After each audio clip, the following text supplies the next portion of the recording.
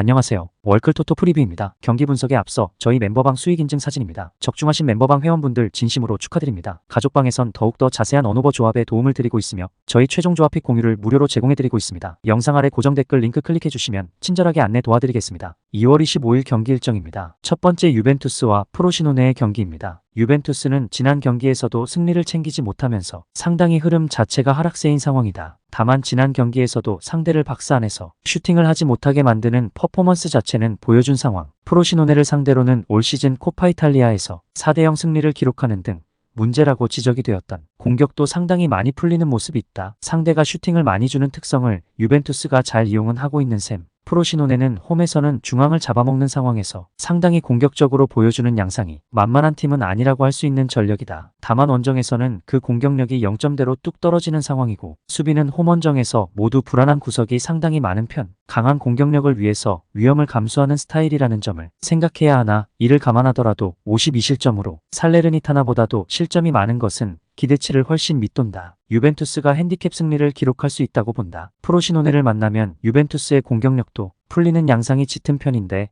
프로시노네가 상당히 슈팅을 많이 주는 것 때문에 수비 밸런스가 좋은 팀이라고 하기는 어렵기 때문 그나마 홈에서는 공격력을 바탕으로 프로시노네가 잘 나가는 양상이 있기는 하지만 유벤투스는 박스 안에서의 수비가 기본적으로는 뛰어난 편이다. 두 번째 랑스와 AS 모나코의 경기입니다. 랑스는 주중 경기가 연장까지 간 혈투였다는 점은 부담스러운 점이나 전반적으로 주중 유럽 대항전이 있는 주에서도 주말 경기를 전체적으로는 잘 풀어오던 편이었다. 압박의 질이 홈에서는 상당히 좋아지는 편이라서 전반적으로 홈에서 강한 양상을 보이는 편. 올 시즌 Y의 페이스가 다소 아쉬운 점은 있지만 모나코가 박스 안에서의 수비가 안정적이라고 보기는 어렵다는 걸 이용할 수 있을 것으로 본다. 모나코가 랑스의 수비와 압박에 골이 막히는 상황은 만들지 않았던 것이 사실. 다만 마리판의 절망적인 수비 범위로 인해서 상당히 모나코가 원정에서는 수비 때문에 고생하는 경우가 매우 많은 편이다. 돌아올 베네데르와 찬스메이커 골로빈이 역할을 해줄 수는 있을 것으로 보이나 원정에서는 홈과 비교하면 실점이 2배 가까이 늘어나는 모습. 랑스의 오버 양상 승리를 기대해보는 매치다. 랑스가 주중 경기 연장 혈투를 치르기는 했는데 그래도 주중 경기가 있는 상황에서도 페이스는 잘 유지를 하는 편이었고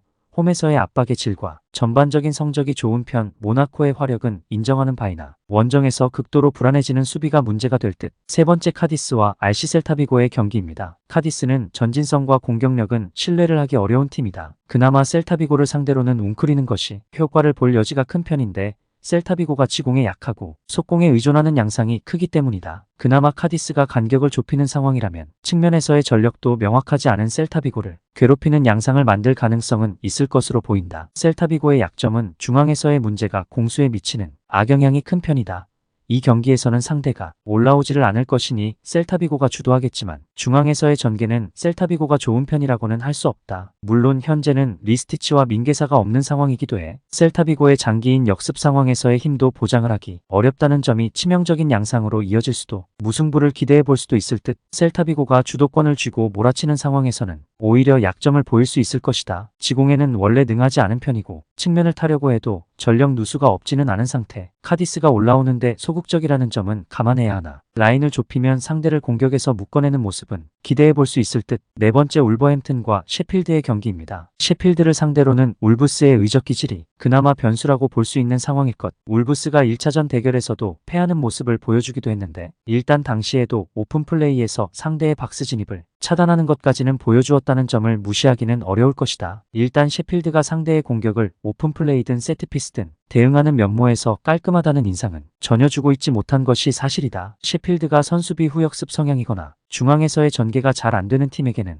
효과를 보는 경우가 있기는 했다. 다만 울브스가 선수비 후역습 성향이라고 해도 중앙에서의 전개가 안되는 팀은 아니라는 점에 주목해야 할 것. 맨유를 상대로도 중앙에서 공을 달고 전진하는 퍼포먼스 정도는 보여준 적이 있고 지난 경기 사라비아 네투 같은 공격수들의 활약도 제법 좋은 모습을 보여준 바 있다. 울브스가 여전히 유리한 상황이라고 본다. 의적 기질을 보여주는 팀이라고는 하나 1차전에서도 내용상에서는 울브스가 못했다고 하기는 어려웠다. 셰필드가 수비를 깔끔하게 해내기에는 세트피스나 오픈 플레이 양 상황에서 보여주는 수비 능력이 만족스러운 상황이라고 보기는 어려운 상태. 추천 배팅 드립니다. 가족방 입장은 고정 댓글 확인하시고 문의 주시면 실시간으로 무료 조합픽 받아보실 수 있으십니다. 오늘도 유익하셨다면 구독과 좋아요 부탁드립니다. 다음 분석 영상으로 또 뵙겠습니다. 시청해주셔서 감사합니다.